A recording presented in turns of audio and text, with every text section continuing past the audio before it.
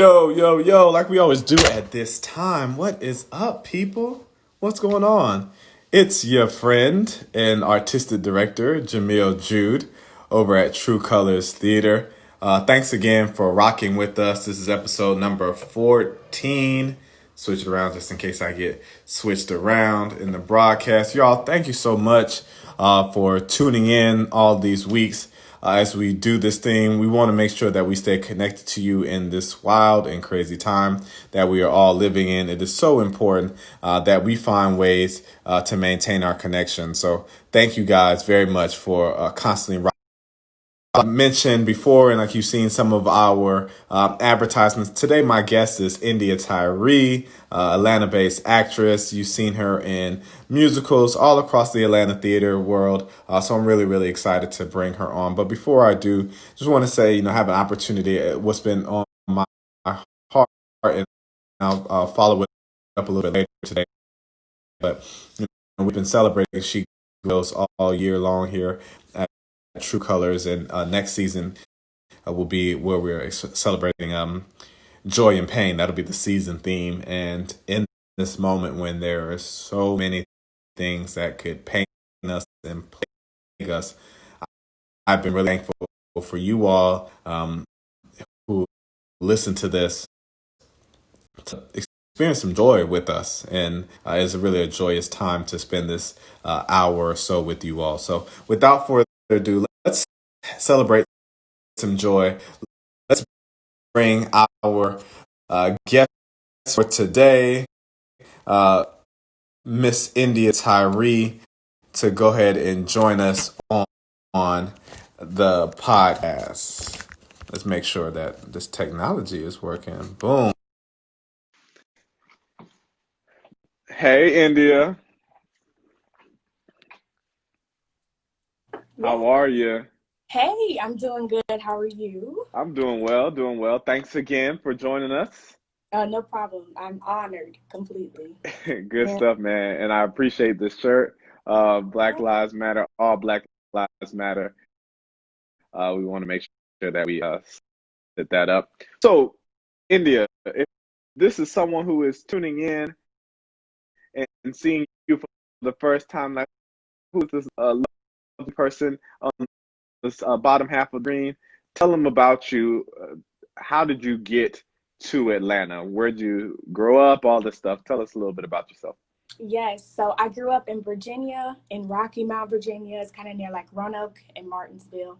Super country, super country. Grew up there, and I started singing with my grandma. She is the music director at my church, and she raised me, so I didn't have a choice. So I started singing there, and there I also started with church plays. Love them, gotta love them. That's Gotta where I love it. began with acting. I think that's actually a name of a church play. Gotta love them. Uh, So just thank you. I got dad jokes for days, y'all. I love it. I love it. Yes, I started with church plays, and then growing up, kind of starting in high school, I started exploring more drama and theater, but it always revolved around musicals for sure. And then I was like, yeah, I'll go to school for this. I attended Old Dominion University, Oh, do you? which is in Norfolk, Virginia, 757. Where you at? And I studied theater there. We did so much like experimental theater, like abstract art. It was just not what I expected, but I'm very glad I got that side of the education. I do feel like I missed out on like learning the classics and learning a lot about Black theater, which is something that I'm trying to self-teach for myself currently. But I did enjoy going there. And then I was like, what can I do after I graduate? And so I knew the market I didn't want to be in first was New York. I was like, no, I'm not going there yet, because I did do a summer program there at New York Conservatory for Dramatic Arts. And I loved studying there, but I just hated the city. So I was like, what's a good medium between New York and Virginia? And I was like, Atlanta. So I researched what could I do do after school, and I ended up accepting an apprenticeship at Aurora Theater. I came down and auditioned, and I don't know what I would have done without it as far as getting to know the community, you know. Yeah. Yeah, that's great, man. So, Well, yeah.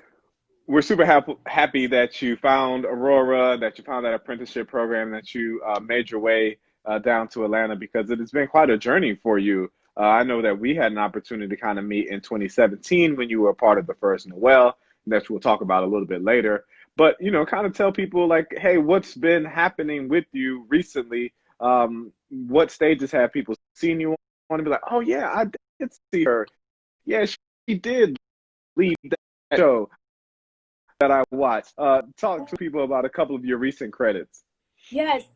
Most recently, I was in 12th Night at the Atlanta Shakespeare Tavern in the role of Olivia, under the direction of Jacqueline Hoffman. She's an awesome director. Also, before that, I went on a ship and I worked on Norwegian Cruise Line, and I was gone for 9 months, where I did a show called Rock of Ages, and I got to do that. Lived on a ship in this little cabin. It's not for everybody, y'all, but it was a great experience. I was definitely ready to come back home.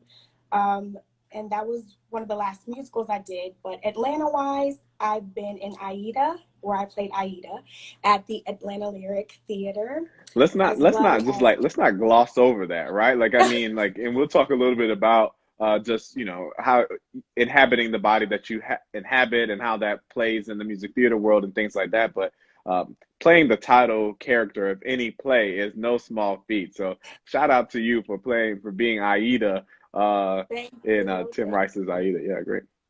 Yeah, and those are the ones that you think would be the most fun, but they're just the most nerve-wracking for me. So I think that's why I kind of glossed over it. But thank you for that. Yeah.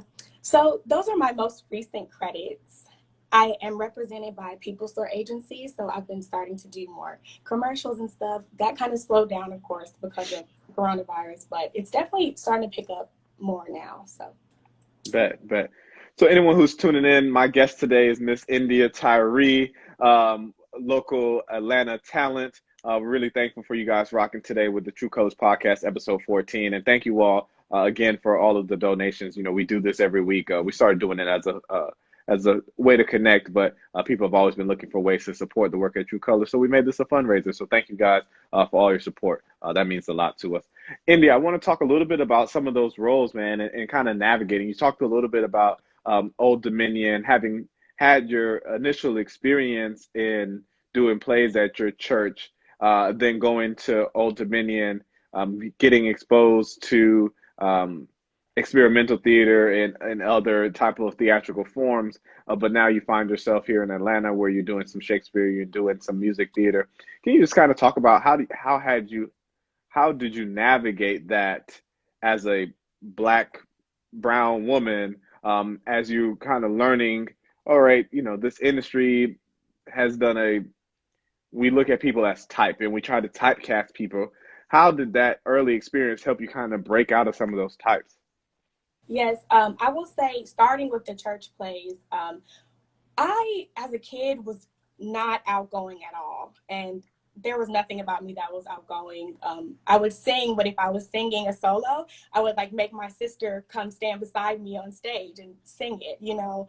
So I knew I had it, but the bravery came with just exposing myself to just being on stage more and more and more. Going to school now was different because I was the brown girl in the midst of the sea, you know. It wasn't like I was the only one, but it was an eye opener for me, because not knowing too much about theater and knowing that's what I'm studying and being that Black girl in that sea, it was very difficult to navigate. But I'm grateful that I had this experience, because it helped me to be as versatile as I am. Mm-hmm.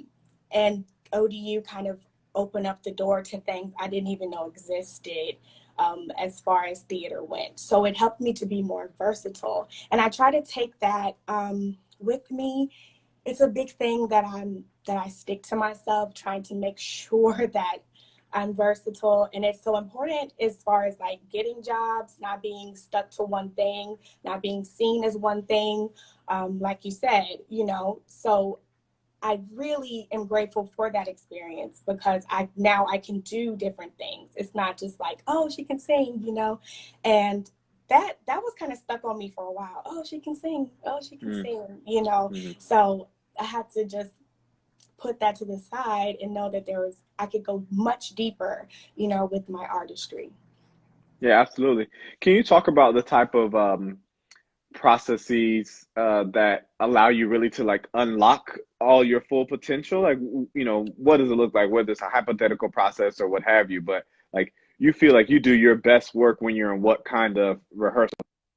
Oh, I feel like I do my best work when I am in a that is completely welcoming, who look like me on the creative team, from the board, when there are people who look like me in the cast. That is when I do my best work for sure. Did you get that? It was kind of breaking in, Jamil. Oh, I think we have a little technical difficulty. Yeah. Can you hear Have we? me? Okay. Yeah. So now I can hear you. Okay. Okay, yeah.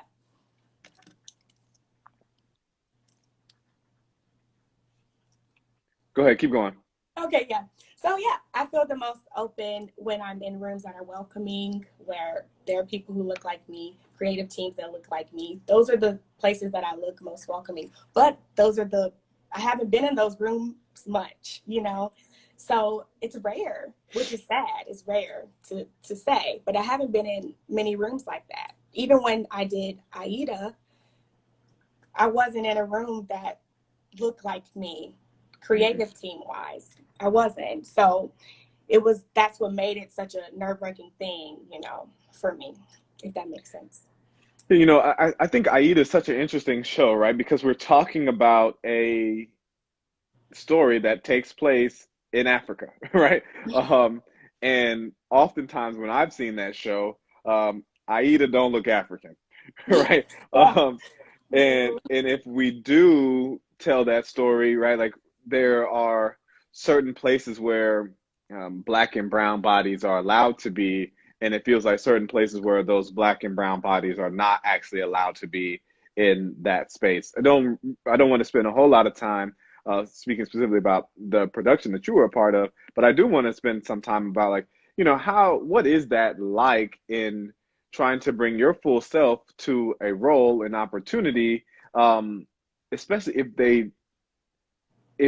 the if you haven't been supported in bringing your full self there. Mm, yeah, I struggled a lot with that. But what helped me through that was having the black and brown cast members there helping me along through it all. Um, I don't know how to exactly answer the question, but I will say that when you don't have those people on the creative team that you need answers from, it is so much pressure on yourself. You're going to have to do much more work than you should be doing, as an actor, to try to figure it out, which is almost not fair. So not saying I was set up, but I'm just saying like the room just has to reflect the color all around is what I Mm. mean. Does that make Yeah, sense? absolutely. Yeah, no, I mean, like, listen, if we are storytellers, we are aided in our ability to tell stories when we are able to get a multiplicity of voices into the room, right? So that's always my thing, you know, like I'm never one to like, you know, stand on a table and say diversity, diversity, diversity, because like, I believe in specificity. I believe you can tell stories through a specific lens. What I will say is that like when you're trying to tell a story completely, are you listening to all of the voices in the room? And Mhm. one of those voices need to be your own, questioning, am I the right person to be in this room right now? You know? Yeah. Um, And there's So also a level of sensitivity when you're on a creative team like that, or even a cast member. There's a level of sensitivity when you have Black people in the room who are playing. We're playing slaves. We're playing like there are people playing slaves. So there's a sensitivity that needs to be taken. There's a way that you talk to people, like even if it's a stage manager, it's the tone that's important. You can't snap at people, you know. So it takes a whole level of awareness to do something, a show that's big. Yeah. yeah, I mean, what I hear you talking about is instituting those types of understandings from all aspects of the theater. That it's not just director, it's not just what we see on stage and the actors, it's not just about the playwright. It is about like how we get it done. What's the experience backstage? What's the experience with the stage management? What's the experience with the administrators? Artists are often placed in positions where they're talking to board members about the Mm-hmm. play or at opening night parties. And like, has your board had a conversation about, if this is the first time that you're presenting artists of color on your stage in a long time, like, have you talked to your board about what that actually means and how to interact and things like that? So what I hear you say is that, let's really be thoughtful in how we interact with artists when we accept artists and bring artists into our home, that we're Yeah. really making it a welcome environment, which you talked about how you do your best work.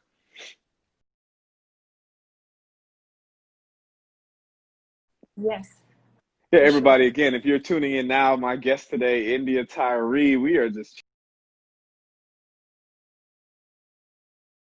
chatting about Atlanta theater. Woo, woo, woo. We're talking about Atlanta theater. Bring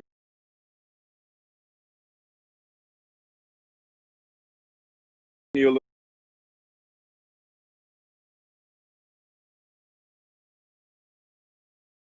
little joy.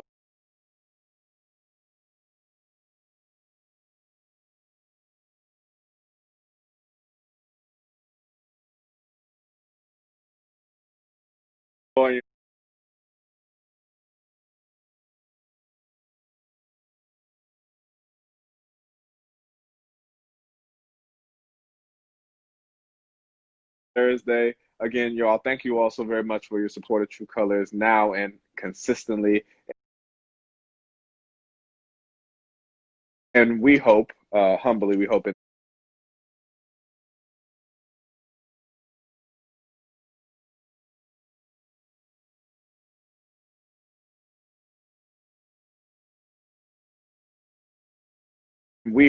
humbly, we hope in the future as well.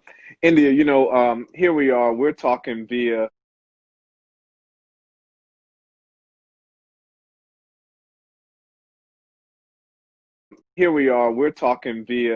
IG Live, and everybody's at home because COVID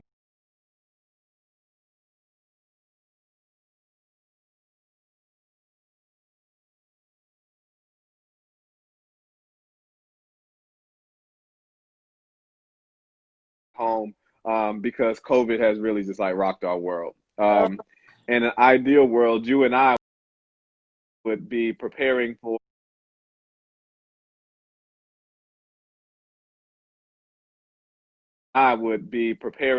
a Thursday evening show yeah. of Marie and Rosetta because we'd be in the middle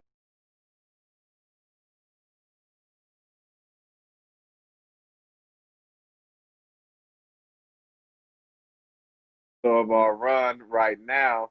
Um, I don't know what other shows that you had that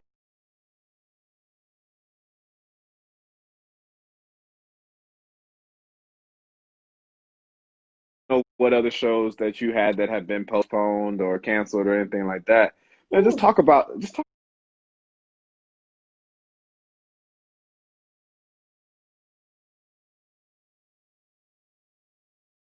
like that. Now, ooh. just talk about what that is, right? It's such a experience birthing.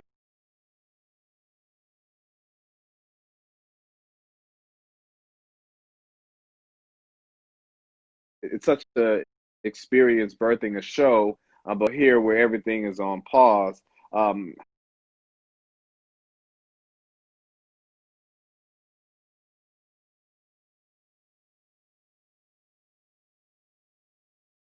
is on pause. How are you feeling about that? And yeah, just kind of talk to how you feeling in the moment. Yeah, in the beginning of coronavirus, I was like, oh, this isn't nothing, but literally, I had 4 jobs, 4 of them be postponed. Oh, So I was like, okay, what are we gonna do? What's helped me through that is knowing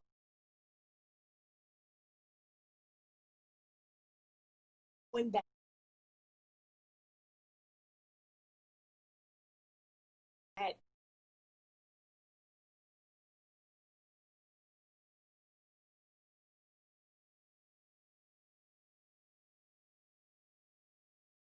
yeah,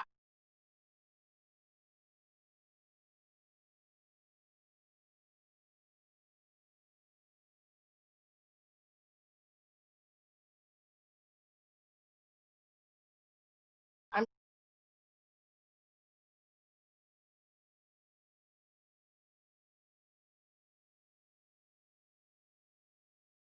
not the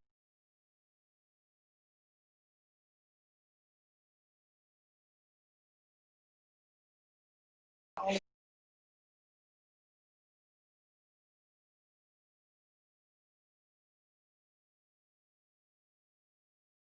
one. It's actors everywhere. Like we're and a lot of different artists trying to figure out, well, what's happening? Have you heard anything? But I've enjoyed the downtime. I've enjoyed the time to like figure out myself, At the beginning of the year, I made a vision board and I wrote down all these things I wanted to do, all these things that I wanted to happen. And, of course, it kind of slowed it down for me.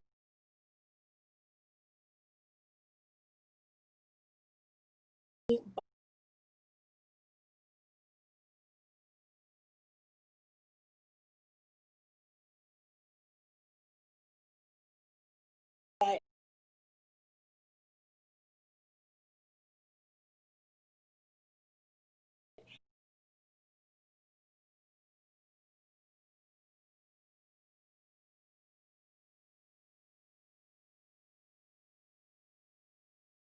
I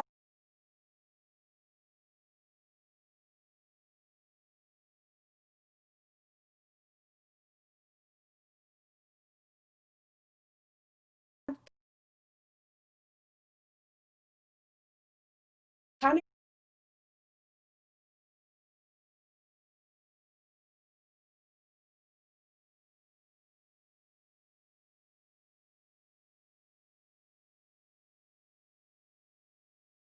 revisited that and I'm still trying to make it happen.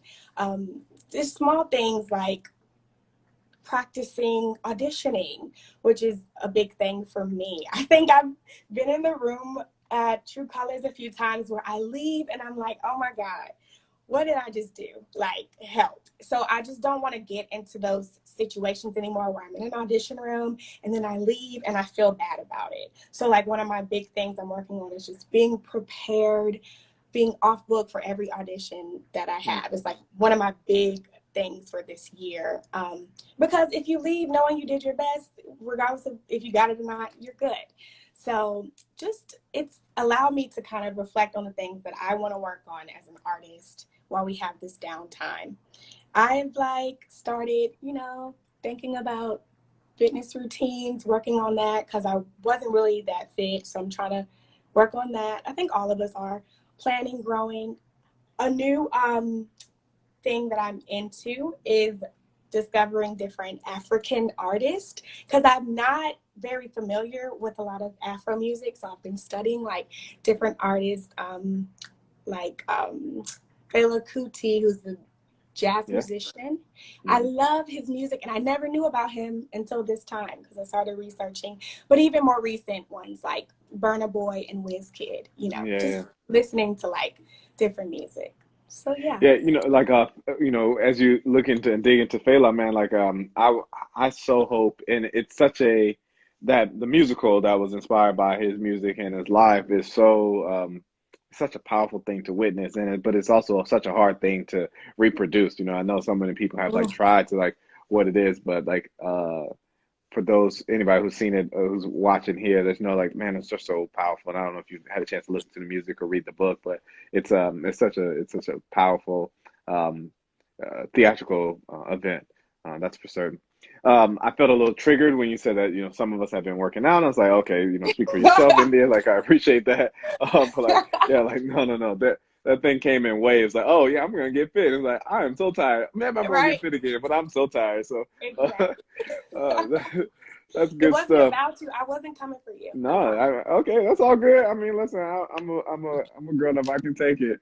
Okay. You know, you mentioned like just having this moment to reflect and things like that, and it feels like, um, especially every time I'm on my social media feed, it feels like a lot of people are reflecting, and for Black people specifically, man, it feels like we're reflecting on a lot, right? Like, um, you mentioned like losing out on 4 jobs, so right, like there's an economic impact about that. You know, there's um, the health risk that our community is being affected disproportionately with COVID, and we are still continuing this very real fight. It feels like for our lives and our livelihoods.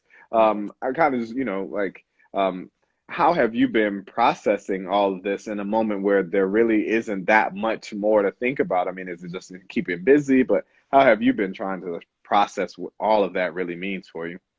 Um, yeah, it's definitely been causing me to think and reflect, especially the whole Black Lives Matter movement.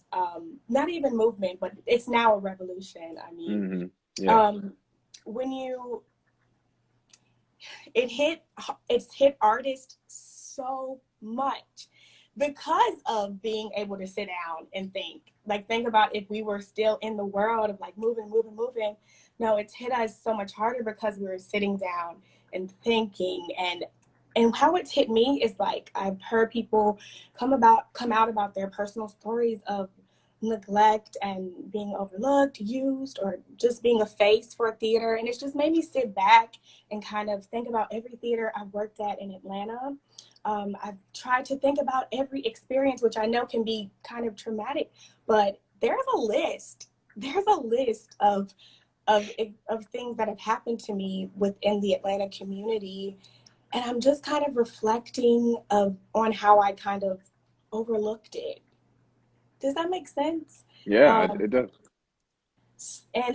and it's kind of painful to relive, but it really is a wake up call. It's like I have my face. I think my face is used for almost 3 theaters. I think for promotional flyers and to for people to come work there, for people to come see the show. And I'm starting to think these days, like, yeah, I want my face to be used for companies who I know that I can believe in and know are fighting and want to respect the Black people and want to invite them truly, not just have this space that's used to bring them in. Yeah, that's just things I've been thinking about. Oh, that makes me just for real, for real. No, absolutely. I get that, and I appreciate you sharing. I appreciate the vulnerability that's in there, right? Like, I mean, I think it is a scary time, and I don't want people to minimize the bravery of any artist that is speaking up about the truth of their experience, regardless of where it falls. Whether Mm-hmm. you're a white ally speaking up about ways in which they've been complicit, whether you're a white passing person of color talking about how you've played on both sides of the fence, whether you're a non-black person of color, where you know it's clear that you can't pass as white, but you Mm-hmm. don't deal with the anti-blackness that's ever present in our country. Like, I'm happy that anyone is speaking up, but I really want to thank people for that. It's an act of bravery. It definitely Mm-hmm. is. Now there are some performative allyship, and we can talk about that. But like, I think for the most part, it feels like people are doing things in a really genuine way, and I appreciate that.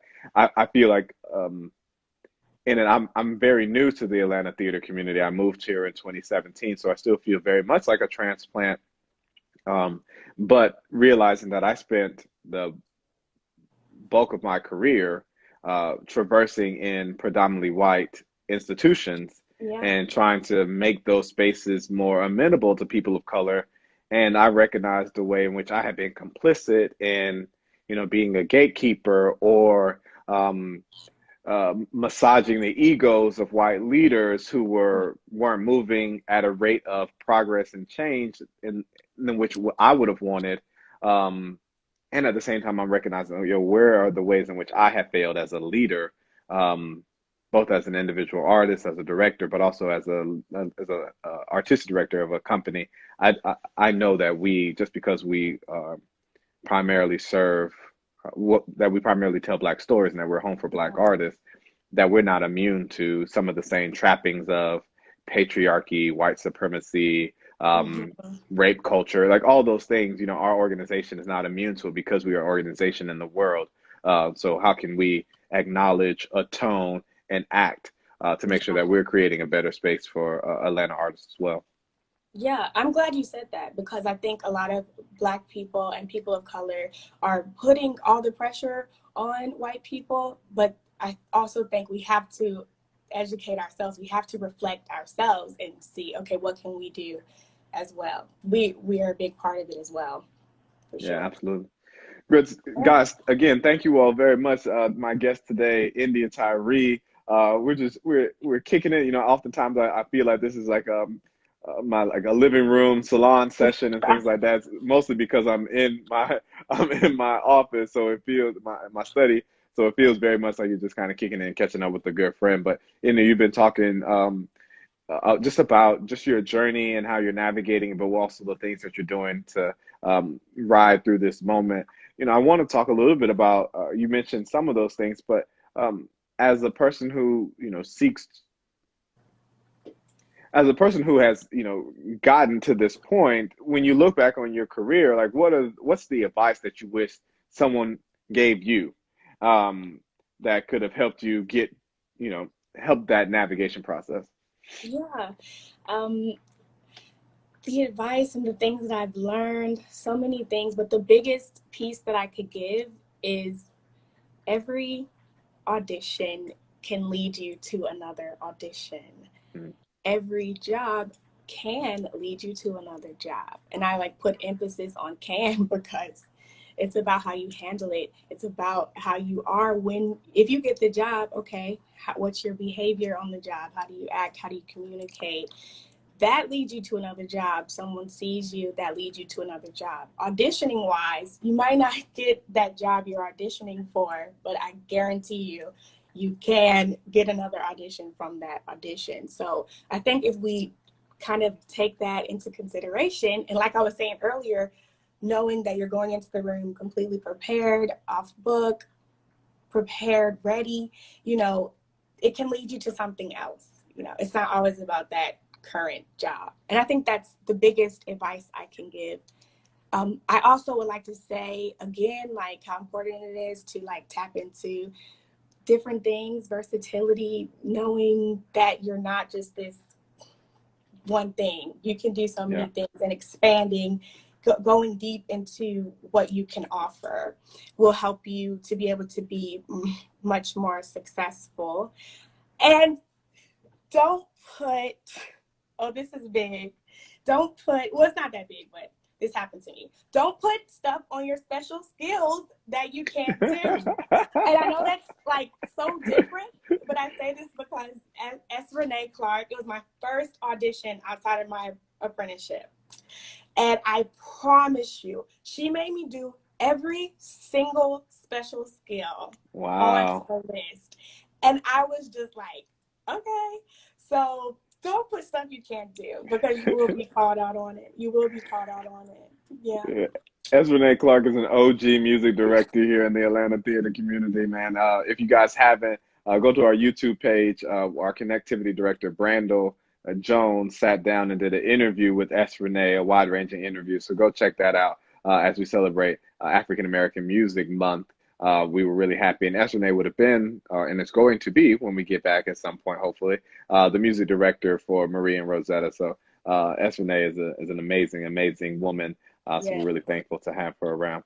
The GOAT. Yeah, Candy, you're right. She is the GOAT. Yes. And here, while I have you, I want to talk a little bit. So, you talked just now in that advice, you talked about, okay, how do you get a job or how do you keep your spirits up and knowing about ethic, your work ethic and how you present can get you the next job. I want to talk a little bit about, okay, hey, now you got the job and how do you prepare yourself to do the best job possible? Um, can you talk a little bit about what your process is, and maybe let's just start in the music theater world, and we can expand to the other genres that you play in. But what is that process like in creating a character, Mhm. especially one that it's going to have to it's both voice and acting. I mean, it's the colliding of all those talents. Yes, for me, for musical theater, personally, I start with learning all the music first. Like I like that to be like something I don't really have to worry about. And I started singing, so I know I can nail that and just know that I know that music and get it out the way.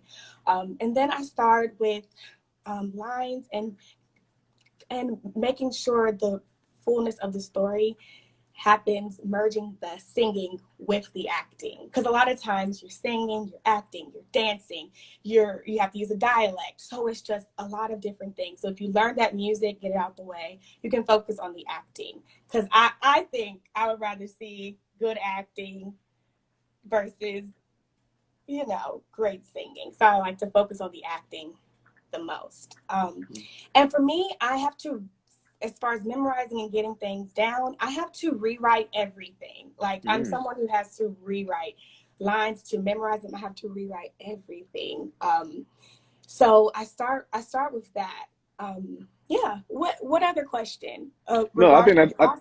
I think that's great. I think what you're saying is like, for you, it's helpful to get the music and not let the music be the thing that you're spending the bulk of the rehearsal trying to learn, so that you can actually give yourself over to the character. Um, and I'm in the same boat with you. Like, I would prefer a well acted play than a well sung musical. You know what I mean? Like, just Yeah. in like seeing the same piece of theater. If it's if someone got a frog in their throat the whole time, but they're giving it and they're telling me exactly the struggles Right. of Aida, like I feel it. Like I Yes. love it. I love it. I'm here with you. So absolutely.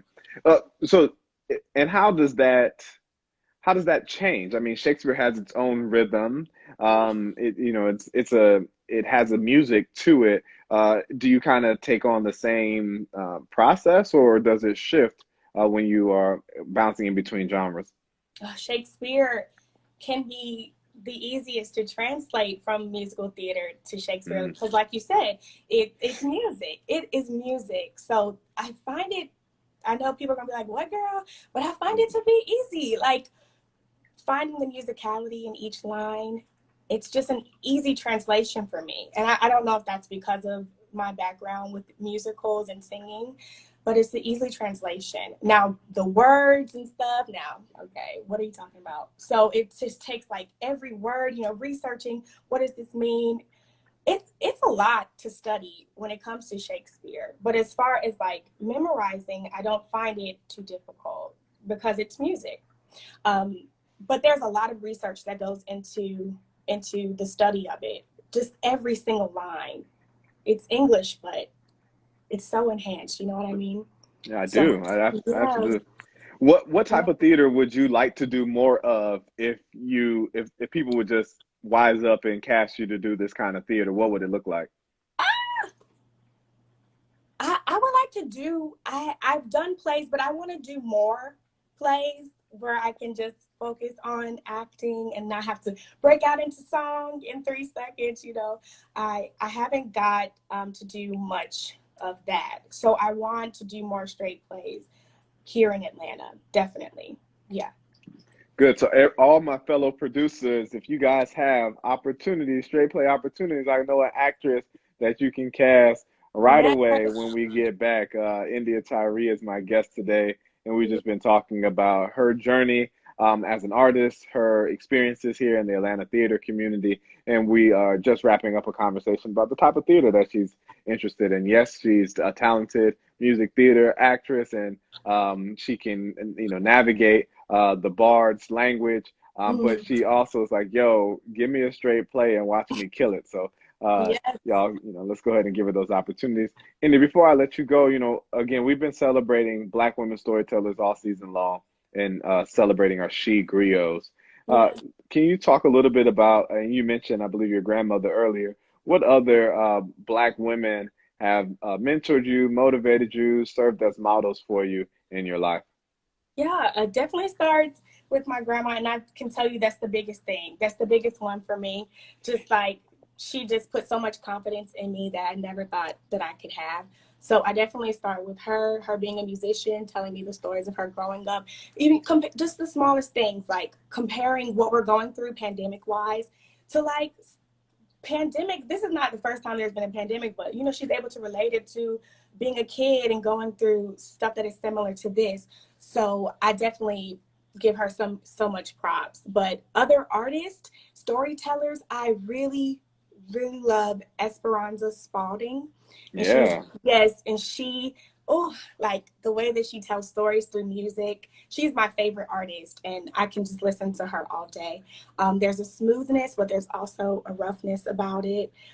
So she's definitely one of the people that I really look up to when it comes to storytelling through different avenues.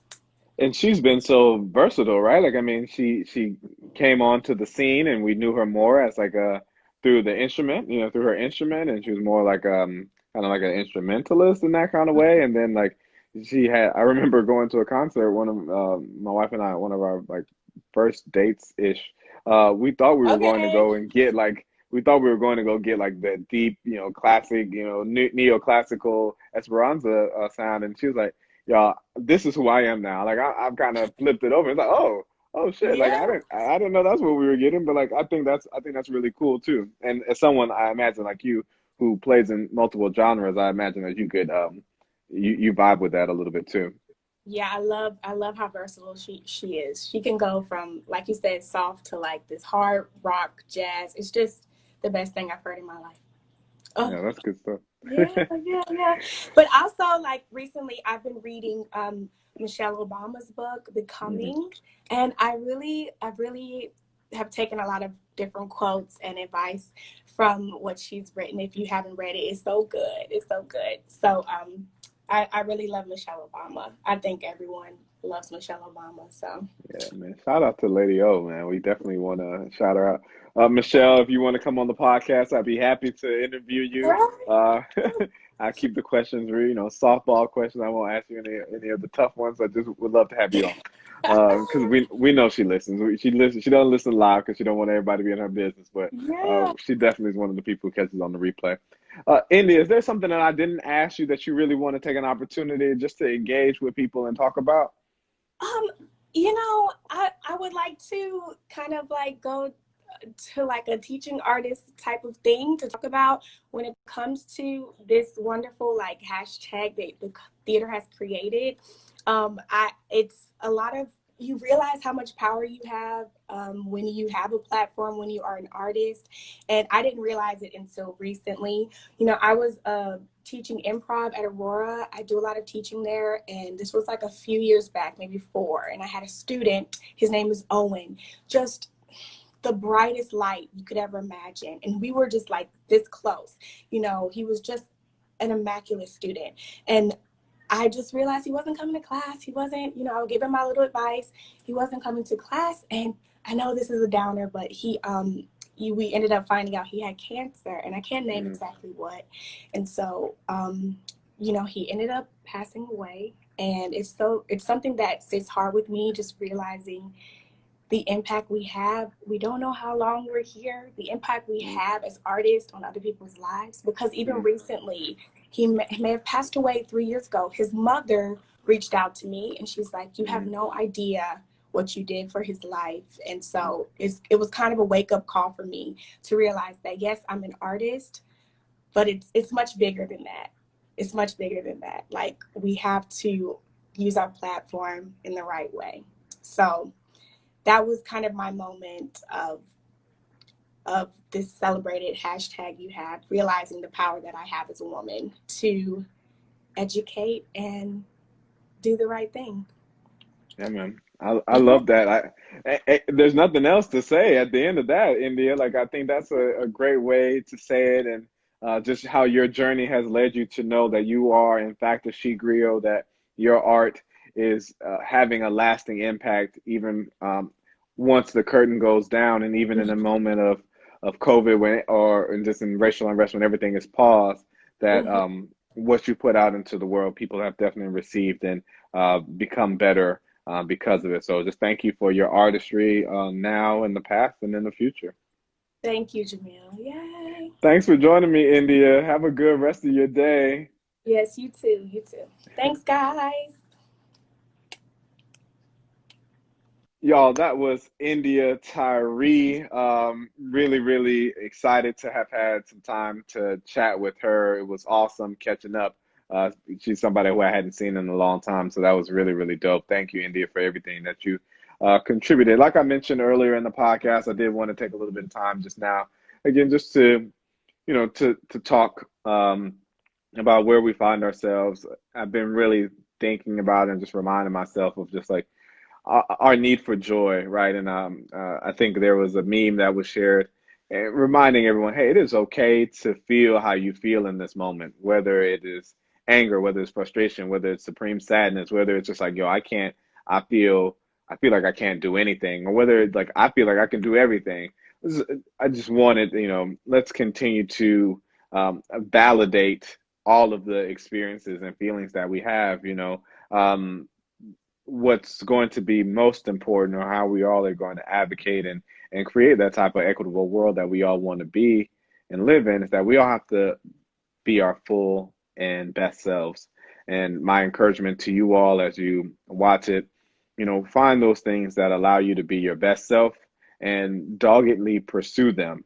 Because my hope is that True Colors can emerge out of this revolution of a revolutionary moment, our best selves. I'm hoping that my wife, my daughter, my 2-year-old, like all of us can just be our best selves when we emerge on the other side of what this moment is taking us through. So that's the same thing that I wanted to leave everybody with.